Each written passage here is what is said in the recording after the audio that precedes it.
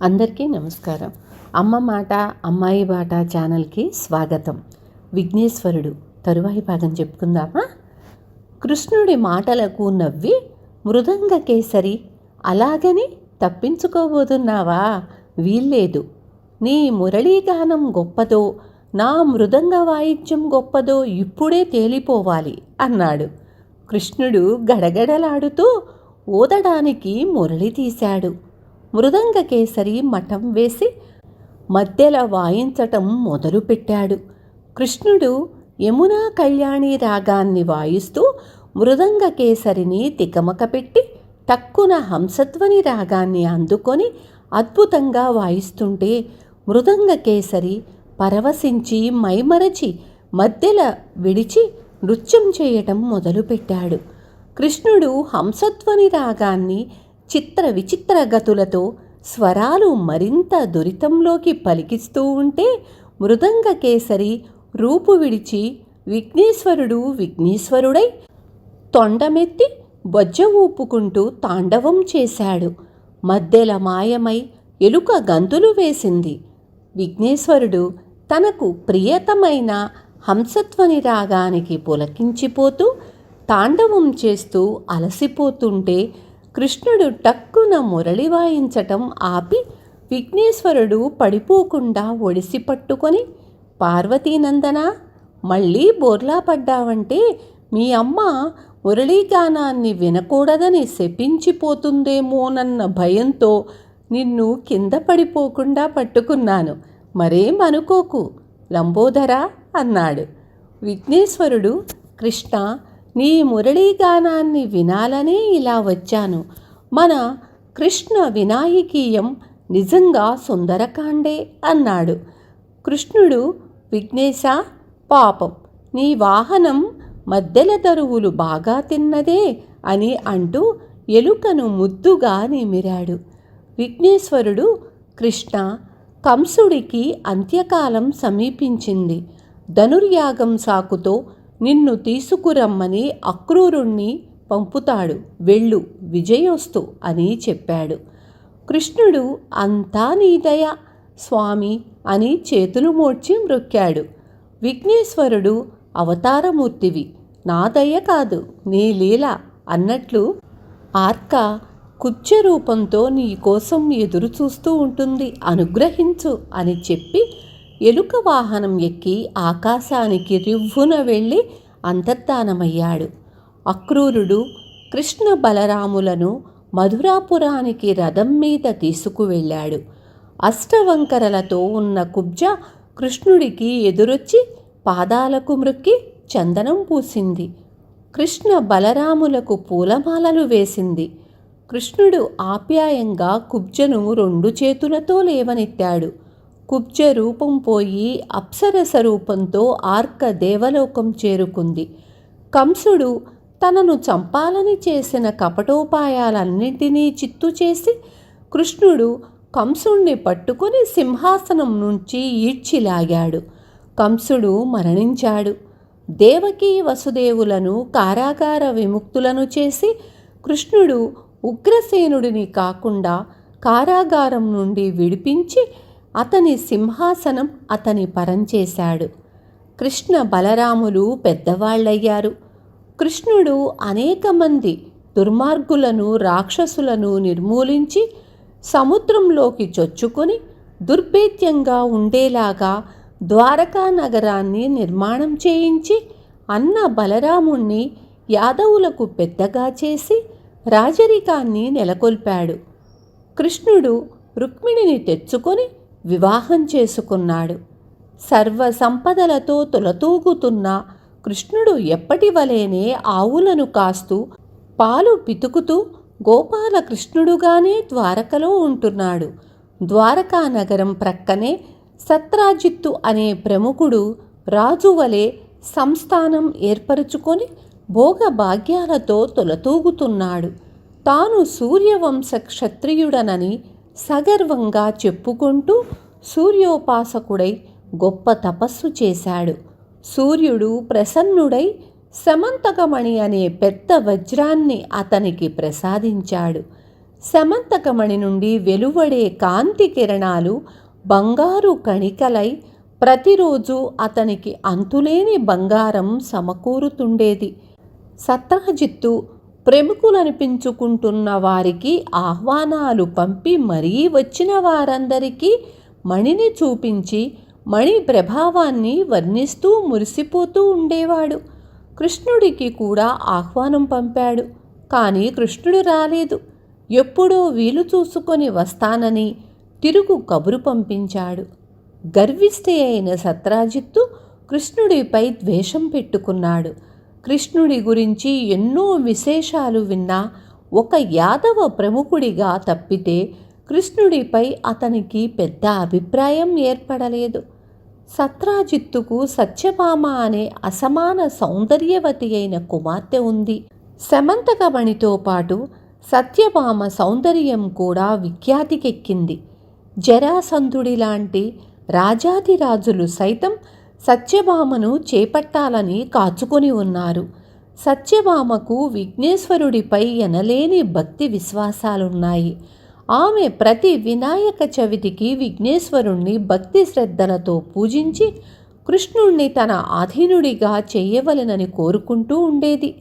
కృష్ణుడు ఆ దారిన వచ్చినప్పుడల్లా సౌదాగ్రం మీద నిల్చొని చూసి ఒక్కసారైనా అతడు తలపైకెత్తి తనని చూడలేదు కదా అని నిరాశతో విఘ్నేశ్వరుడి మ్రోకరిల్లి తన ఆశ ఫలింపచేయమని మరీ మరీ ధ్యానిస్తూ ఉండేది.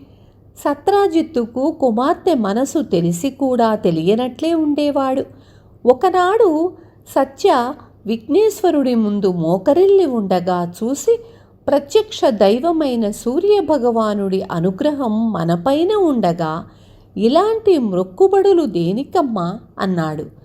సత్యభామ చివాలున లేచి, అలా అనకూడదు నాన్న, మనోవాంఛితాన్ని సఫలం చెయ్యగల దేవుడు విఘ్నేశ్వరుడు ఒక్కడే అన్నది. ఏమిటి నీ మనోవాంఛితం? రుక్మిణితో పాటు పాలు పంచుకోవడమేనా అన్నాడు సత్రాజిత్తు. పాలు పంచుకోవడమేమిటి? కృష్ణుణ్ణి నా అధీనంలో పెట్టుకుంటాను అన్నది సత్యభామ. సత్యభామ పట్టుదల ఎలాంటిదో సత్రాజిత్తుకు తెలియనిది కాదు. అయినా ఒట్టి బేల అని తనకు తాను సరిపెట్టుకుంటూ వెళ్ళాడు. మర్నాడే కృష్ణుడు సత్రాజిత్తు దగ్గరకు వచ్చాడు. రాకరాక వచ్చిన కృష్ణుడి కళ్ళ పడాలని సత్య సంబరపడుతూ ముస్తాబు సవరించుకొని సభామందిరానికి వెళ్ళేసరికి కృష్ణుడు అప్పుడే వెళ్ళిపోయాడు. సత్రాజిత్తు శమంతకమణిని గుప్పెట్లో భద్రంగా పట్టుకుని ఉగ్రంగా కృష్ణుడు వెళ్ళిన వేపే చూస్తూ ఎంతో దిగులుగా నిల్చున్నాడు. సత్యభామ తండ్రితో, ఏమిటి నాన్న అలాగ ఉన్నారు? వచ్చినవాడు నన్ను తనకు ఇమ్మని అడగలేదు కదా అన్నది. అలా అడిగినా నేనంతగా పట్టించుకోను కానీ ఏమడిగాడో తెలుసా? శమంతకమణిని ఇమ్మన్నాడు. తనలాంటి వాడి దగ్గర ఉంటే ప్రజలందరి శ్రేయస్సుకు ఎన్నో విధాలా ఉపయోగపడుతుందని కూడా అన్నాడు అని సత్రాజిత్తు చెప్పాడు. సత్యభామ చిరుకోపంతో, ఇంతకు నాకంటే శమంతకమణే నీకు ఎక్కువైంది కదూ అంటూ చెరచెరా వెళ్ళబోతుంటే సత్రాజిత్తు బుజ్జగింపుగా, అలా అనుకోవద్దమ్మా, ఆ కృష్ణుడి పేరాశకు విస్తుపోతున్నాను అంతే అంటూ నసిగాడు. అతడు మణి ఇచ్చే బంగారాన్ని దాచుకుంటానని అనలేదు కదా. అతనిది పేరాశ ఎలా అవుతుంది నాన్న? కృష్ణుడంతటి వాడు అడిగినప్పుడు సంతోషంతో ఇచ్చివేస్తే ఎంత బాగుండేది నాన్న అన్నది సత్యభామ. సత్రాజిత్తు కంపించిపోతూ, ఇవ్వను, ప్రాణాలతో ఉండగా నా దగ్గరి నుంచి మణిని ఎవ్వరూ తీసుకోలేరు. మణి నా ప్రాణం, నా సర్వస్వం అంటూ గట్టిగా అరిచాడు. సత్యభామ ముఖం జేవురించుకొని, అవును, మణి నీకు అంత గొప్పది, నాకంటే గొప్పది. ఆ శమంతకమణి గొప్పదో నేను గొప్పో ఆ కృష్ణుడే రుజువు చెయ్యాలి అంటూ చెరచెరా వెళ్ళింది. కొద్ది రోజుల తరువాత వినాయక చవితి వచ్చింది. సత్యభామ యథావిధిగా విఘ్నేశ్వరుణ్ణి అర్చించి ఆ సాయంత్రం పల్లకీలో ద్వారకా నగరానికి బయలుదేరి వెళ్ళింది. ఆ సాయంత్రం ఆకాశం దట్టంగా మబ్బు పట్టింది. చీకటి అవుతున్నది. కృష్ణుడు ఆవు పాలు పితుకుతున్నాడు. ఒక్కసారిగా మబ్బు విడిపోయి చవితి చంద్రవంక పాలల్లో తడుక్కున ప్రతిబింబించి కృష్ణుడికి కనిపించి క్షణంలో మబ్బు కమ్మి మాయమయ్యింది. వినాయక చవితి నాడు చంద్రుడి కంటబడినందుకు కృష్ణుడు నొచ్చుకుంటూ పూజామందిరంలోకి వెళ్ళి అక్షింతలు తలమీద చల్లుకొని విఘ్నేశ్వరుని ముందు నిల్చొని కన్నులు మూసి, దేవా, ప్రతిబింబమే అయినా చూశాను, అంతా నీ దయ అని ధ్యానించాడు.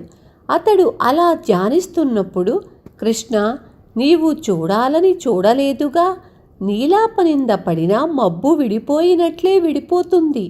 ఇది ఒక లాభానికే అనుకోవయ్యా అంటూ విఘ్నేశ్వర ప్రతిమలో నుంచి వెలువడినట్లుగా మాటలు వినిపించాయి. కృష్ణుడు కన్నులు తెరిచి, స్వామి, అంతా నీ లీల అన్నాడు. అదే సమయంలో రుక్మిణి పూజామందిరం ప్రవేశిస్తూ విఘ్నేశ్వరుని ముందు నిల్చొని ఏదో జపిస్తున్న కృష్ణుణ్ణి ఆశ్చర్యంతో చూసి, శ్రీవారు విఘ్నేశ్వరుల వారితో ఏదో మంతనాలు జరుపుతున్నట్లుందే అన్నది. కృష్ణుడు, ఇదే వేళ ఒకానొక వినాయక చవితి నాడు నన్ను పెంచిన యశోదమ్మతో నేను అన్న మాటలు గుర్తుకొచ్చాయి, అంతే అన్నాడు. ఆ ముద్దు మాటలేమిటో నాకు కూడా వినిపించవా స్వామి అన్నది రుక్మిణి. కృష్ణుడు యశోదమ్మ పితుకుతున్న పాలలో చవితి చంద్రుడి బింబం చూసి కేరింతలు కొట్టాను. ఎన్ని నిందలు పడతావో కదా అని యశోదమ్మ నొచ్చుకుంది. పెద్దయ్యాక అయినా నింద తప్పదన్నది. దానికి నేను, అమ్మా, అప్పుడు మళ్ళా చూడాలి కదా అని అన్నాను అని చెప్పాడు. రుక్మిణి, మరి అప్పుడు నీలాపనింద సంగతి ఏమైంది అని అడిగింది. మన్ను తింటున్నానని అన్నయ్య చెప్పనే చెప్పాడు అన్నాడు కృష్ణుడు. రుక్మిణి, మళ్ళీ ఇప్పుడు చంద్రుణ్ణి చూడలేదు కదా, చూడాలన్నా కనిపించడులేండి, బాగా మబ్బు పట్టి ఉంది అని అంటూ ఏదో చెప్పబోతున్నట్లు చూసింది. రుక్మిణి, ఏదో చెప్పవచ్చినట్లున్నావే, ఏమిటి విశేషం అని అడిగాడు కృష్ణుడు. విశేషమే, సత్రాజిత్తుల వారి ఇంట మణి మన ఇంటికి వచ్చేసింది అన్నది రుక్మిణి. కృష్ణుడు, శమంతకమణి మన ఇంటికి రావడమేమిటి అన్నాడు ఆశ్చర్యంగా. ఆ మణి కాదు, సత్రాజిత్తుల వారి కన్యకామణి సత్యభామామణి వచ్చింది. చాలాసేపు ఇక్కడే మాట్లాడుకుంటూ ఉన్నాము. చూసి చూసి ఇప్పుడే పల్లకీలో వెళ్ళింది. ఆమెను సాగనంపి ఇలా వచ్చాను, మీరు కనిపించారు అన్నది రుక్మిణి. కృష్ణుడు తల పంకించి, అలాగా, మన ఇంటి విఘ్నేశ్వర దేవుణ్ణి కూడా చూడాలని వచ్చి ఉంటుంది, చూసింది కదా అన్నాడు. రుక్మిణి విఘ్నేశ్వర దేవుణ్ణి చూడాలని వచ్చిందో, మీ కన్నుల్లో పడాలని వచ్చిందో మరి. ఇక్కడ ఉన్నంతసేపు ఆమె చూపులు మిమ్మల్ని తెగ వెతికి వెతికి వేసారాయని మాత్రం నాకు రూఢీగా తెలుసు అన్నది. ఏమిటి వింత, మాటలు రావనుకున్న రుక్మిణీదేవి ఈరోజు చతురంగా మాట్లాడుతున్నదే అని కృష్ణుడు అన్నాడు. విన్నారు కదా. రేపు తరువాయి భాగంతో మీ ముందుకొస్తాను. ఉంటాను.